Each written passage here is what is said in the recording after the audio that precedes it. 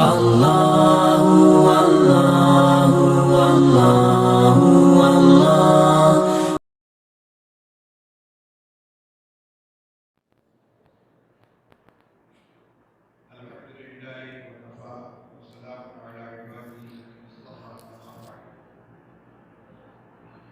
اللہ رب العزت کا بے پایا احسان و کرم ہے کہ اس نے ہمیں اپنے دین متین سے وابستہ کیا اور مدارس اسلامیہ کی خدمت کا اعزاز بخشا۔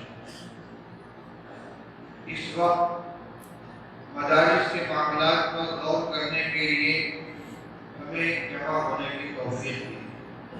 اللہ تعالیٰ اس جمع کو نافع اور مثمر خیرات و برکات بنائے۔ آمین۔ مہمانان محترم، اس موقع پر دارالعلوم دیوبند کی جانب سے میں آپ تمام حضرات کا استقبال کرتا ہوں اور زحمت سفر برداشت کرنے پر شکریہ ادا کرتے ہوئے اپنے ضیافت کی ادائیگی میں تفصیل پر معذرت خواہ ہوں۔ حضرات گرامی، آج آپ حضرات کو دارالعلوم دیوبند نے جو دعوت دی ہے، اس کا مقصد کوئی نیا اقدام یا انداز فیصلہ کرنا نہیں، بلکہ یہ رابطہ مدارس اسلامیہ عربیہ دیوبند کے اغراض و مقاصد کے مطابق مدارس کو پیش آمدہ مسائل پر اجتماعی طور پر تسلسل کیے پڑیں گے۔ اس کے لیے دارالعلوم دیوبند رابطہ کے ارکان گرامی کو دعوت دیتا رہتا ہے۔ اس وقت مدارس میں سروے یا جائزے کا عمل حکومت کی جانب سے شروع ہوا ہے۔ اس کی وجہ سے قدر علت کے ساتھ نہایت محدود انداز میں آپ حضرات کو زحمت دی گئی ہے تاکہ اس معاملے میں بھی حالات کے تحت آپ مشورے کا عمل انجام پا سکے۔ اور یہ فوٹو بول رہے ہیں، کوئی ساتھ فوٹو نہ لے جب ویڈیوگرافی کرے۔ گرامی کا ذمہ داران مدارس، آپ حضرات کے علم میں ہے کہ جائزے کا یہ عمل 10 ستمبر سے شروع ہوتا ہے اور متعدد چھوٹے بڑے مدارس میں اس کی تکمیل ہو گئی ہے۔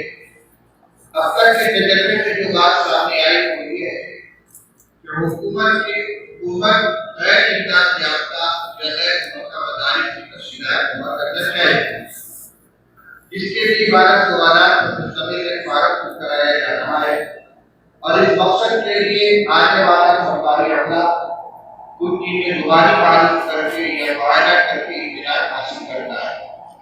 ظاہر ہے کہ اس حد تک یہ کوئی قابل اعتراض کارروائی نہیں، اسی لیے دارالعلوم اور تمام ذمہ دار تنظیموں اور اداروں کی طرف سے یہ اپیل کی گئی ہے کہ مدارس اس عمل میں کسی خوف سے مبتلا نہ ہو بلکہ پورے اعتماد کے ساتھ اس کارروائی کی تکمیل کرائیں۔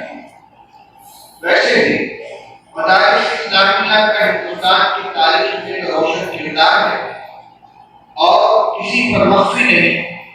آزادی کی تحریک میں مدارس کا قائدانہ کردار عالم آشکارا ہے اور آزادی کے بعد بھی ملک میں امن و محبت اور بھائی چارہ عام کرنے اور دہشت گردی کی فرقہ پرستی کا مقابلہ کرنے میں مدارس نے نہایت شاندار خدمات انجام دی ہے، جن کا اعتراف مختلف مواقع پر حکومتی ذمہ داران اور وزراء کی جانب سے کیا گیا ہے۔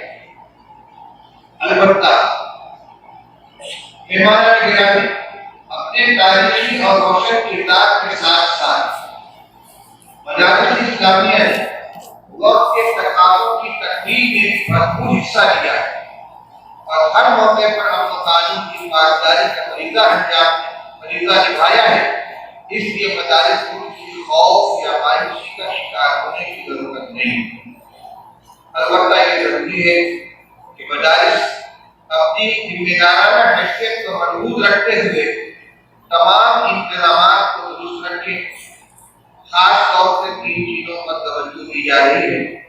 میں عبادت اشارہ کر رہا ہوں اور انشاءاللہ اس کی تفصیلات حضرت صدر محترم دعوت برکاتہ کے قریبی خطاب کے اندر آپ کے سامنے آئے۔ 3 باتیں کیا ہیں؟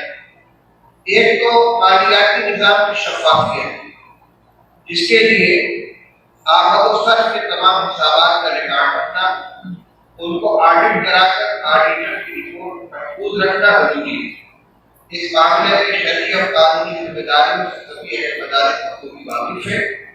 ضرورت اس کی ہے کہ ان پر پوری فرض شناسی کے ساتھ عمل کیا جائے۔ دوسری چیز، مدرسے کی جائیدادوں سے متعلق قانونی تقاضوں کی تکمیل ہے۔ اس سلسلے میں متعدد رہنما تحریریں سامنے آ چکی ہیں، ان کی روشنی میں تمام ضروری کارروائیاں عمل میں لائی جائیں۔ تیسری چیز، مدارس کے داخلی نظام کو مندرجہ، جس میں خاص طور سے طلبہ کی تمام ضروریات کی بہتر طریقے پر تکمیل سر فہرست ہے۔ رہائش گاہوں و درسگاہوں کے علاوہ مطبخ اور دیگر ضروریات سے متعلق عمارت کی تعداد اور وسعت ضابطوں کو مطابق ہونا ضروری ہے۔ صفائی کا اہتمام اور صحت افزا ماحول کی فراہمی بھی لازم ہے، غرض یہ کہ اس پہلو سے متعلق ضوابط کی تکمیل کا اہتمام کیا جائے۔